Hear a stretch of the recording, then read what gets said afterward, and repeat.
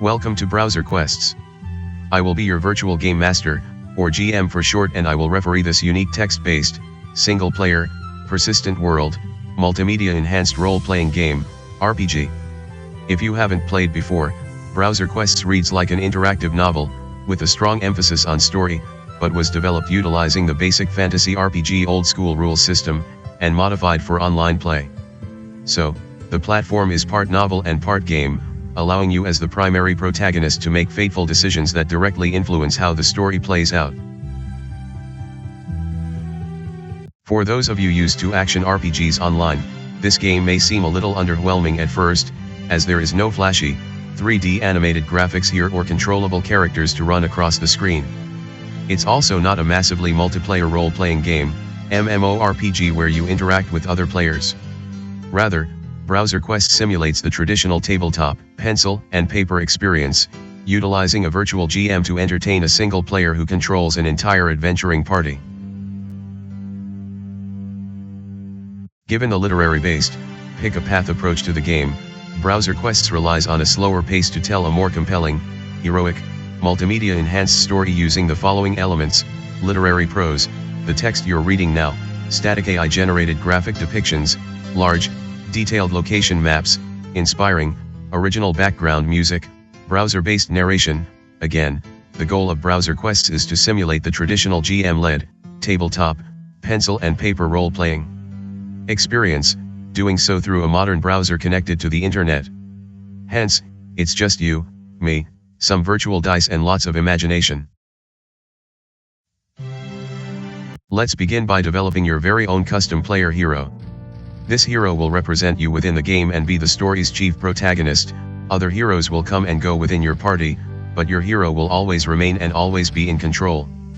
I will have you select a race, class, some ability and behavior scores, a gender, a graphic avatar and finally a name. Once you're done, you will then be able to start the game in earnest. Work your way down the left side of the panel below to create your new hero. When you're done, click the Create New Hero button in the bottom right corner to complete.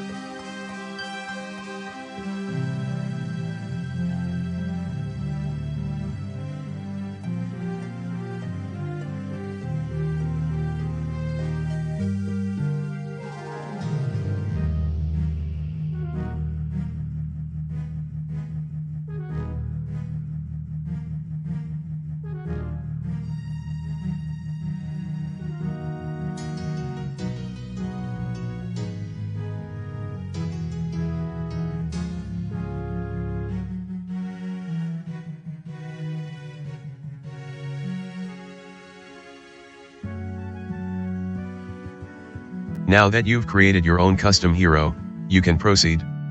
Just click the blue Create New Hero button below to continue. Or, if you're not happy with this hero, use the controls to the left to go back and create a new one.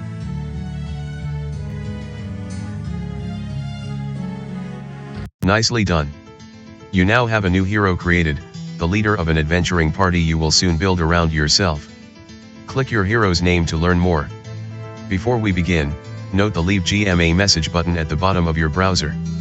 While the game has been designed to be as intuitive to play as possible, don't hesitate to click the button if you have any trouble. Your message will then be sent to a real GM, the actual developer of Browser Quests, who will respond as quickly as possible. Now, one final question: how much experience do you have with traditional role-playing games? Have you ever played a tabletop, GM-driven, pencil and paper RPG like Dungeons & Dragons Registered or basic fantasy RPG before? Not a computer-based game, but one with actual people seated at a table and one of you acting as the game master, with lots of dice, paper, figurines, etc. Choose an option. I'm quite familiar with all that, I have a little experience. GM? RPG? Huh? What? Ah, an RPG noob, are you? That's fine, you don't need to know much about RPGs to play. I will describe the encounter, you will consider what you want to do and click a response option, and we will go back and forth like we're having a conversation. That took some courage to admit your inexperience. Let's reward your honesty with a few bonus experience points. Janet earns 10 experience points. Now, some final advice before we begin. BrowserQuests is already a massive game, consisting of thousands of individual encounters, hundreds of characters, monsters, heroes, and villains to meet and interact with, and a storyline that is quite involved and complex. The game was created back in 2014 and today has thousands of players from all over the world, so there is much to explore. Hence, please give the game a chance. Like watching the entire first episode of a long television series, at least finish the tutorial module, taking about an hour, and see how it goes. BrowserQuests may seem a little unusual at first and perhaps a little slow, but over time it will pick up and, hopefully, captivate you with its story, media, and interactivity. Relax, have fun, pace yourself and enjoy.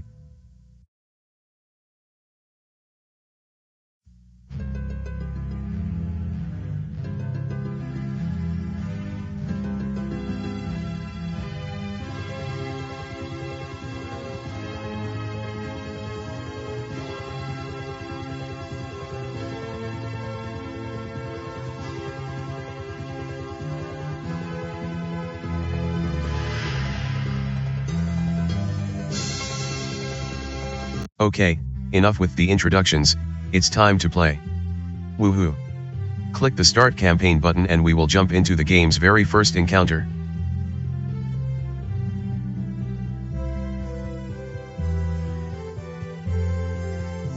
Our story begins a few months after your initial class training as a cleric, the training barely adequate, you've struggled to find any meaningful work, you've lost your weapons and armor, and now, hungry, tired and not a copper to your name, you've stumbled upon the northwestern outskirts of a tiny human village called Tabin, one of many within the country of Pirapa here in central Mariga.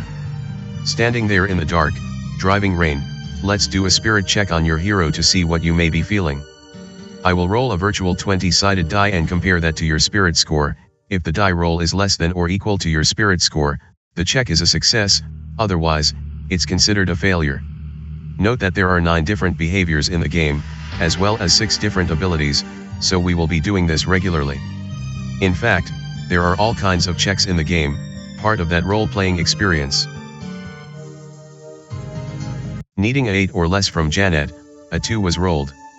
Success, while you've been down on your luck these past few months, anywhere is better than where you're standing right now, and so you grin and catch your breath, hopeful that you will find food and shelter within this human village soon.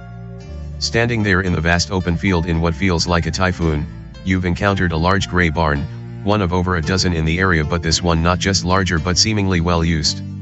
When visiting a new map area in the game, one of the first things you may want to try is searching the area to see what you may initially find. Click the search area button to thoroughly, but discreetly give the area a good search.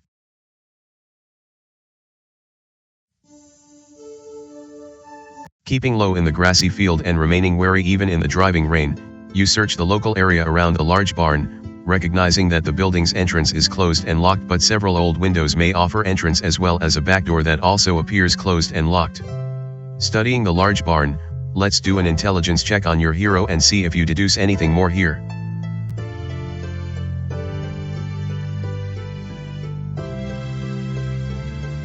Needing a 11 or less from Janet, a 3 was rolled. Success, sure, it does not take much thought to recognize that the barn likely contains a great deal of foodstuffs. If you can somehow get in, you could not only alleviate your terrible hunger right now but take enough food to last you a few weeks. Your hunger all but in control of you at this point, finding a way into the barn seems like the obvious choice right now. The question is, how to get in? There is an old, rotting back door you may be able to force open, along with several windows along the nearest wall that could be broken through as well. Or, of course, you could just try the front door, choose an option, Try the back door, try the front door, try the windows.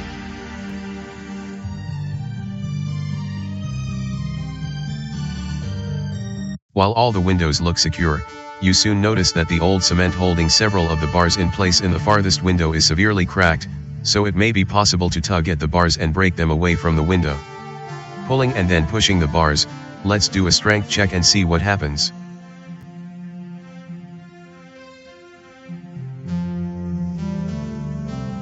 Needing a 11 or less from Janet, a 2 was rolled.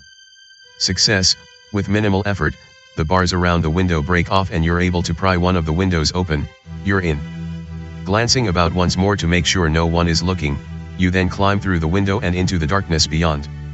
Quickly finding a few candles and some matches, you illuminate the barn interior just enough to see, and before long you recognize that the building is full of various grains, vegetables, fruits, and even meats, a cornucopia of foodstuffs. Given how hungry you are, you couldn't be standing in a better place.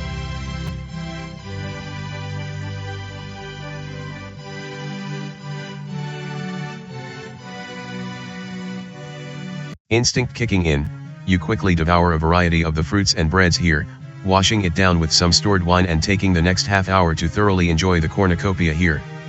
Your belly now so full you're about to burst, intuition tells you that you should pack away as much as you can for the journey ahead, and do so quickly before anyone finds out you're here. Just as you searched an entire area before outside, you can also search individual items within the game. Needing a few bags to perhaps carry away some of the food, click the search object drop down below and select an item to search.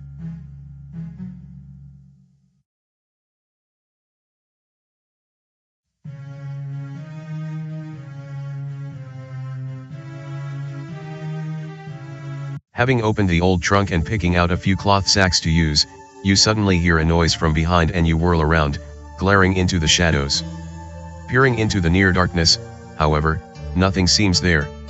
Was it just your imagination? Your instincts are warning you to be careful. What do you do next? Choose an option, go back to searching the old trunk, poke around the barn interior some more, find a weapon, just in case.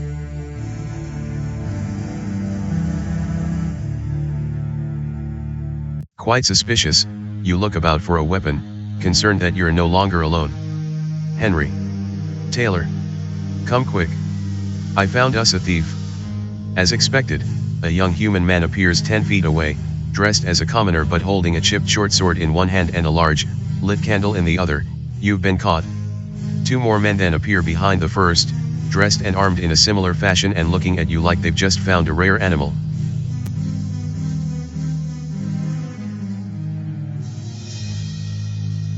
I think we caught ourselves a thief. The first human ridicules again, taunting you. You know what we do to thieves around here? The second of the men calls out, his voice just as demeaning. We cut their hands off. The third man laughs, then draws his own short sword and gently drags the blade across his open left hand as if slicing it off, visually depicting your fate if you're captured.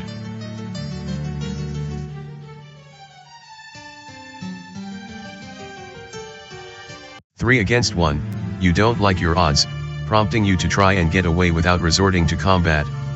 I don't want any trouble, you say as the 3 men approach, wickedness in their eyes. I will just leave everything here and go, you will never see me again.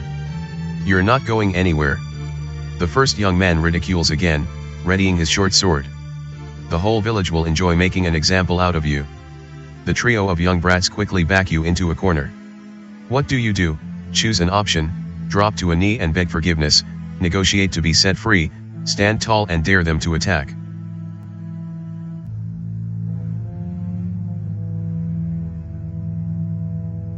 Hoping that the 3 men can be negotiated with, you try to convince them to let you go, returning the stolen food and apologizing sincerely. The young men just laugh at you, however, and continue to approach, about to attack. Let's cage this monkey. The first man snickers, attacking along with his 2 fellow humans. Having lost your weapons and armor some time ago, your only recourse is to leap away and use your dexterity to try and avoid the oncoming attacks. The 3 brothers aren't intending to kill you, but the encounter is frightening nonetheless and you do all you can to avoid their blows. Let's do a dexterity check and see how this plays out.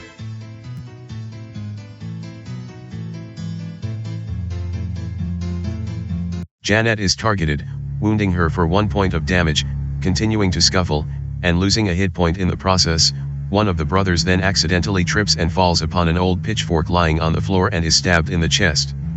Hoping to simply dodge the attacks and flee, one of the men has been severely wounded and is now bleeding out all over the floor. Taking a step backward, you watch in horror as the 2 remaining men try to staunch the bleeding, to no avail. Fearful moments pass, and all you can do is watch as the injured human breathes his last breath, his 2 brothers crying out in utter shock and sadness.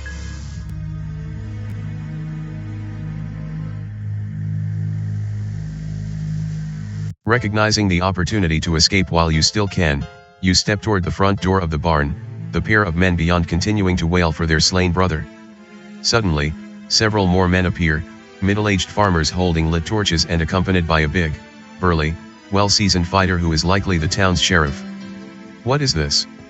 The burly sheriff barks, stopping you in your tracks and preventing any hope of escape.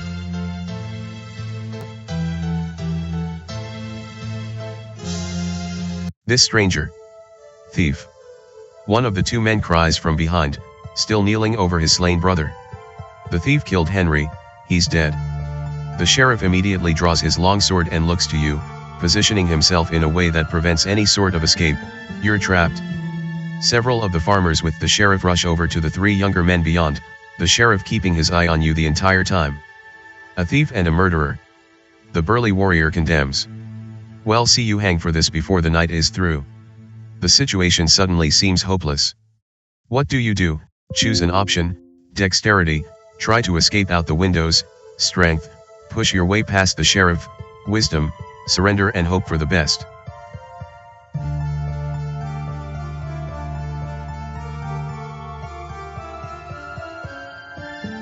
With no real plan of escape, you eye the barn's small windows several dozen feet away and rush for them, utterly desperate to flee the dire situation. Expecting such a response, however, the powerful sheriff first shoves you to the floor before tying your hands behind your back and hauling you to your feet. You're now his prisoner. You'll find justice is swift here in Tobin, the sheriff hisses, sending a chill down your spine as he turns toward the barn's front door and pushes you forward. Let's go meet the hangman's news.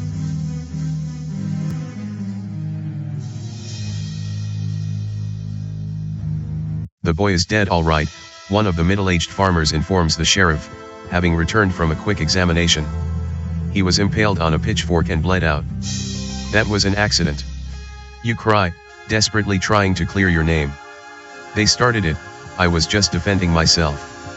He'd still be alive if you hadn't stolen in here. The sheriff retaliates, not interested in what actually happened.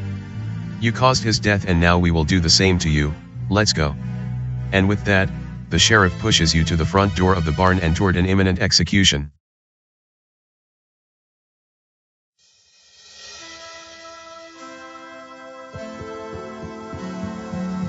Returning outside, the driving rain has nearly stopped, and as news of your encounter within the barn spreads like wildfire throughout the village, more and more of the townspeople come out to watch as you're slowly marched through town.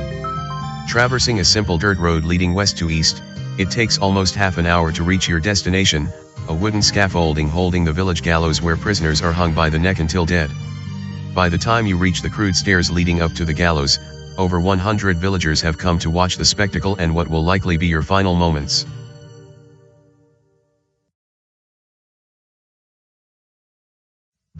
Slowly and silently climbing the crude stairs, you soon reach an upper platform ablaze with a dozen lit torches where a sturdy rope and noose hangs from above, a trapdoor immediately below in the floor. The sheriff continues to pull you along, and soon you're standing atop the trapdoor, the noose dangling just inches from your head and a variety of Tobin citizens below looking up at you. It really appears that the Tobin sheriff intends to hang you. What do you say to him? Choose an option: empathy, have a heart, it was an accident. Optimism, surely, we can work this out. Tolerance, isn't this all rather extreme?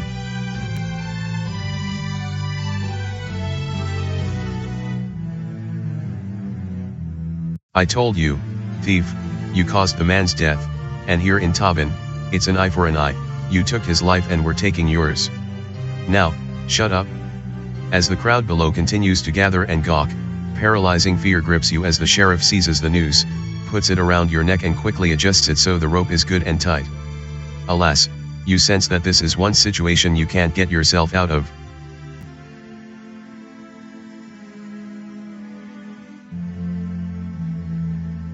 The sheriff then grabs a black leather hood from a nearby box on the floor and holds it up to you, the object intended to fit around your head so you don't have to watch what is about to happen. We're not barbarians, the sheriff states matter-of-factly. We can humanely blind you if you prefer. You look at the leather hood, glance at the sheriff, then turn to look at the crowd below, some of them aware now of what happened back in the barn and burning with rage. All you wanted was to get out of the rain and feed your belly, and now you're about to be executed because of it. How do you respond to the sheriff regarding the black leather hood being offered? Choose an option: accept the hood and let yourself cry, accept the hood but remain steadfast, refuse the hood and die with honor.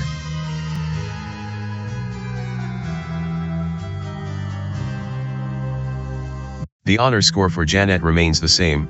In a surge of bravery, you refuse the hood, your eyes meeting those of your executioners and your stance straight and tall. Rather surprised, the sheriff nods with understanding and returns the hood to the box on the floor. What name should we put on your tombstone? The sheriff then asks, all expression in his face notably absent. You look at the sheriff, a million emotions running through your head.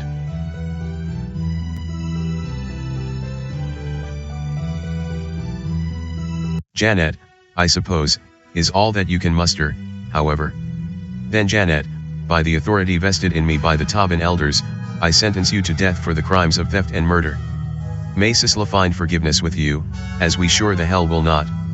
And with that, the sheriff steps to a large wooden lever, about to open the trapdoor underneath you and send you to your grave.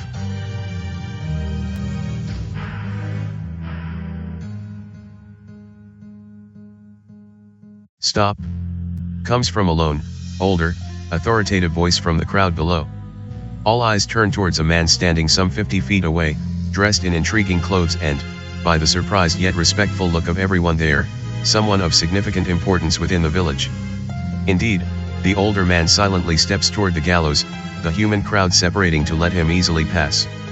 After climbing the wooden stairway to the platform containing you and the sheriff, the powerful human steps directly to you and whispers in your ear. Do I have your word to obey me without question if I spare your life? Choose an option: curiosity, and why would you save me? Honor, given the circumstances, of course. Spirit, my life is yours to command.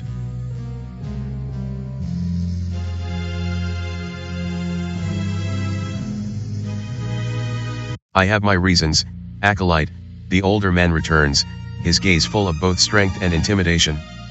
But I need your word that you will follow and obey me, is that understood? Understood, you respond, thankful to still be alive. So now what? The older man nods, turns, and orders the sheriff to remove the noose around your neck and set you free. The strange human then looks out to all the villagers below, addressing them a moment later. This cleric you were so eager to murder holds great promise and has become my pupil, and so is hereby absolved of any crimes here in Tobin. Now, disperse. Go home and leave this matter to me.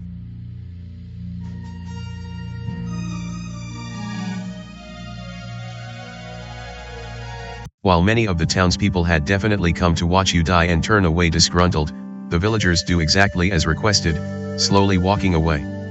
Your unexpected benefactor then turns to you, his demeanor dour as if he's second-guessing his decision to intervene. I am the Tobin Guild Master, and you are now my apprentice. Beware, as the next few days will be hell for you. But if you survive my training, a lifetime of purpose and opportunity awaits. What say you? Choose an option: neutral, nod but don't promise anything; selfish, reluctantly agree to cooperate; selfless, politely do as you're asked.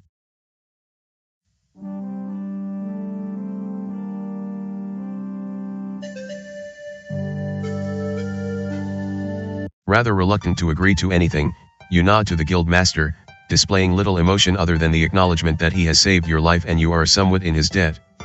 With a returned look of reservation, the guild master nods and you descend the gallows, your life about to take a very different and unexpected turn.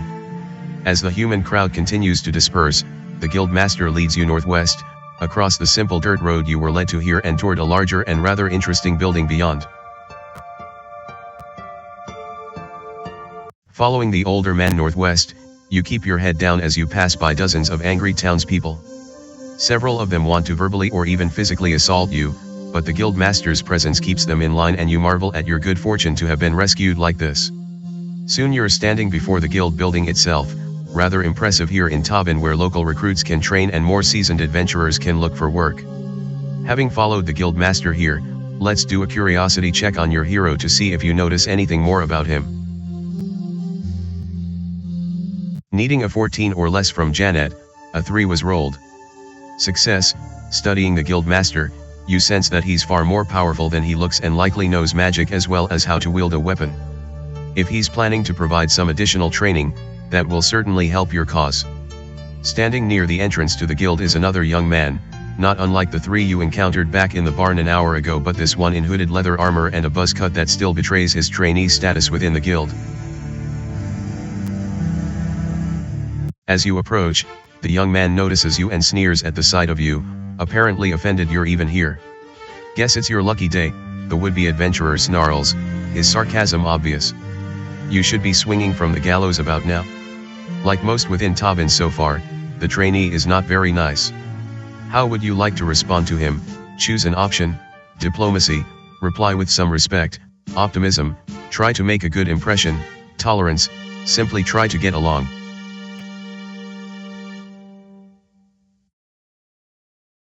It appears I have a more noble purpose in store for me, you respond, keeping the conversation civil. HMMPF. The young man responds, disappointed that you didn't try to argue with him. Mind your manners, Hujon, the guild master warns, annoyed with the young recruit. You're already on probation, you don't need another mark against you. The trainee nods with some respect, looks you over again, then steps past both of you and toward the open road, leaving you alone. The guild master uses his hand to gesture forward, then leads you to the training hall beyond. Entering the building, you first encounter a rather large lounging area equipped with chairs, a sofa, several tables, and a comfortable fireplace, a few other hero trainees already here talking amongst themselves. At the sight of the guild master, the trainees snap to attention out of respect and hail their master, remaining on their feet as you're led down a dark hallway, a closed door at the far end. Moving past the door, you're then escorted into a modest office room, complete with a large desk, several wooden chairs, a couple of bookcases, 2 windows on the far wall, and lots of smaller, personal things scattered about, the chamber rather intriguing. Looking about, it's clear that the guild master here was once an adventurer himself, the room filled with items and mementos from an earlier time. Clearly the man was very successful, as you've never seen so many valuable things lying about in a single chamber. The guild master removes his overcoat, hangs it on a nearby post, and invites you to sit in one of the chairs here, himself leaning on his desk for several long seconds, staring at you the entire time. Then, without warning, he merely points at a small rock on a shelf and sends the stone hurling toward you. Let's do a dexterity check and see what happens. Needing a 12 or less from Janet, a 11 was rolled. Success. In the blink of an eye, you catch the small rock magically thrown at you, somewhat impressing the older man. Good reflexes, at least you have some training. Back in the barn, I can explain what happened, you begin, still needing to prove your innocence. I didn't mean to. Never mind that, the guild master responds, cutting you off mid-sentence. I see the potential in you. Question is, do you see it in yourself? Choose an option: neutral, honestly, I'm not so sure; selfish, I'm ready for fame and glory; selfless, I want to think so. I am not so sure, you rather meekly respond, your lack of self-confidence obvious. I thought I would give this adventuring thing a try, but I've been down on my luck recently and not sure what to think. It's a hard life, cleric, the guild master continues, eyeing you more seriously. I've trained hundreds of would-be heroes in my day.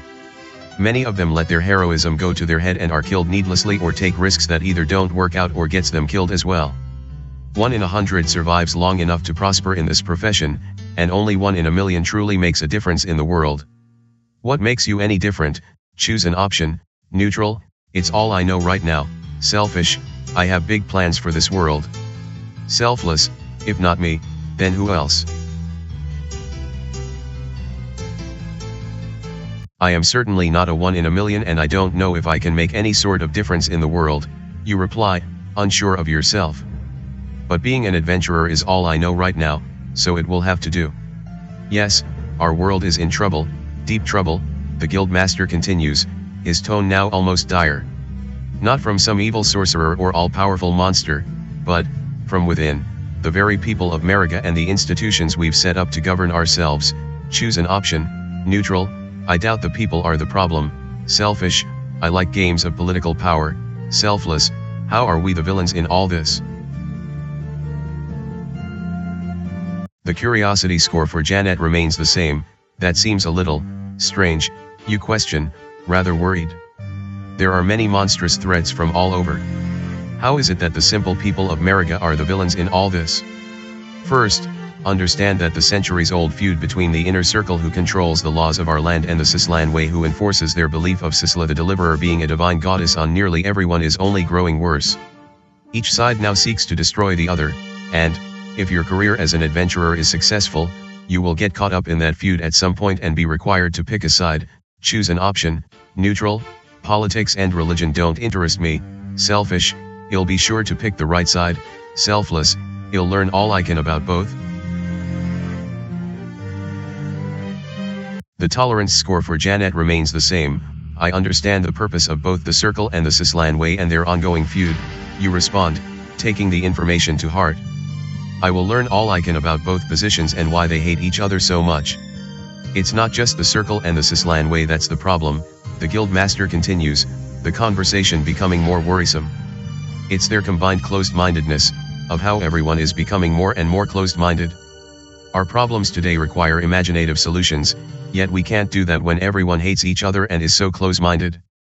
Everywhere you go, you're going to run into this closed-mindedness. Choose an option. Neutral, that's the least of my problems. Selfish, I'll convince them to think like me. Selfless, I'll try to keep an open mind. Janet permanently decreases her empathy score by 1 point. You're worried that people I encounter will be a little closed-minded? You chuckle, not truly seeing any threat. That's just fine, I am sure I can convince most of them to think like me and we will all get along. The Guildmaster stands back to his feet and this time sits down beside you, needing to tell you something particularly important. In most of your dealings, people will either be selfish, thinking only about their own wants and perspective, or selfless, putting the needs of others before their own. The rule will be the selfish, but there is great power in the selfless, so seek them out when you can. Choose an option. Neutral, yes, I assume that's all true. Selfish, it's okay to be selfish once in a while. Selfless, it's hard to be selfless all the time. Janet permanently increases her spirit score by 1 point. It's hard to be selfless all the time, you acknowledge, turning away. Nobody is like that. But I agree that it's better to be selfless when possible and help all you can when you can. Is that what you're trying to say? What I am saying is that the selfish only have one person looking out for their best interests, themselves. But if everyone were selfless, then each person would have the entire world looking out for their best interests and we'd all live in a true utopia. So that's your real challenge, not to find as many riches or as much power as you can, but to convert as many selfish people you meet into the selfless. Can you do that? Choose an option. Neutral, I don't think that's possible. Selfish, being selfish isn't a bad thing. Selfless, that is quite the noble goal.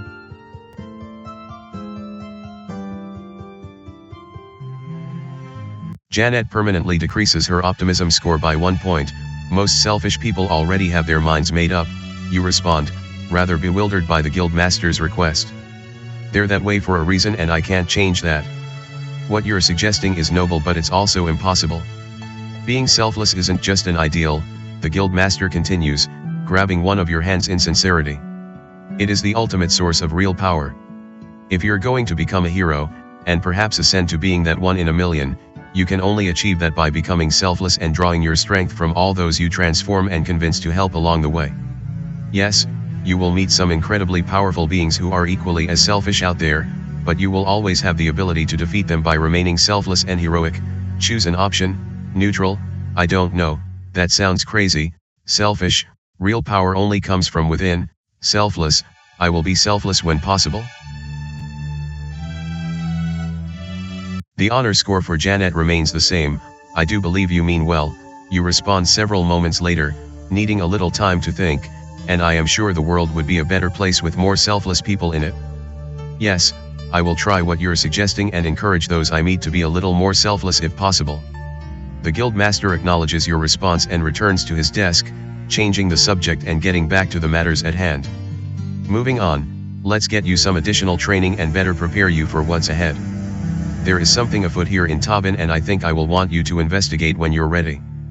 But I am already trained, you respond, somewhat insulted. I just need some new supplies. Your original training as a cleric was marginal at best, the Guildmaster responds, reaching his chair again and piquing your curiosity. I will personally oversee some additional training with you over the next few days. It will be more difficult than anything you've encountered before, but it will also help prepare you. Are you ready? True to his word, the Guildmaster then takes you to the training hall deep within the facility where you spend the next few days honing your craft and better preparing yourself as a new cleric of the world. Let's do a constitution check on your hero and see how you handle the brutal training. Needing a 16 or less from Janet, a 10 was rolled. Success. Despite how difficult the new training was, you're able to physically persevere through all of it, gaining the maximum benefit from the experience. Janet earns 250 experience points. Several extremely challenging days later, followed by a day of rest to soothe your aching muscles and exhausted mind, your additional training is complete and you find yourself back within the Guildmaster's office, ready for the next chapter in your adventuring career. Sitting back into the same chair you initially sat in days before, the Guildmaster acknowledges your presence, withdraws a small leather bag and steps to you, handing you the bag moments later. I wasn't totally sure you were up to the challenge, but you're ready now to begin anew. Take this over to the merchant and go equip yourself. Peering into the small bag, it's filled with gold pieces, 100 to be exact. Gold. Janet receives 100 gold pieces. The Guildmaster is providing you with the funds needed to go buy the things you will need to restart your adventuring career and you thank him for the seed money. You're now an official hero of the Tobin Guild, the Guildmaster says as he steps back to his desk to sit down again. Once you've equipped yourself, return and I will assign you some simple work to get you started. You're still not all that welcome within the community, so try not to stir up any trouble. Choose an option. Honor, I'll be on my best behavior. Intolerance, they started it, so no promises. Optimism, I'm sure all is forgiven by now. The honor score for Janet remains the same.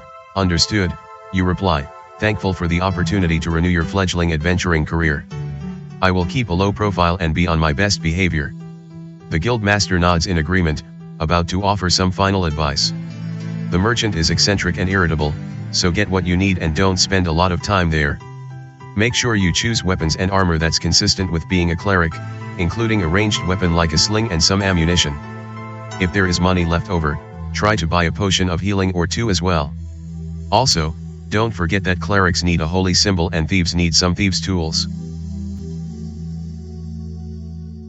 Anything else? You ask, eager to visit the merchant and equip yourself as soon as possible. Yes, there is more, but I will let you learn all of that on your own. Dismissed. Your curiosity suddenly piqued and expecting the Guildmaster to continue, he just goes back to his business, ignoring you completely. Hence, at this point, it's simply time to leave.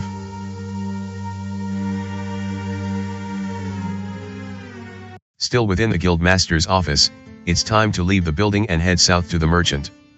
To do that, simply click the Travel to New Area drop down below and select the only option, #Shop Entryway, adjacent map south. Doing that will cause your hero to leave this area and immediately travel to the merchant, area number 4 on your map where we will continue play.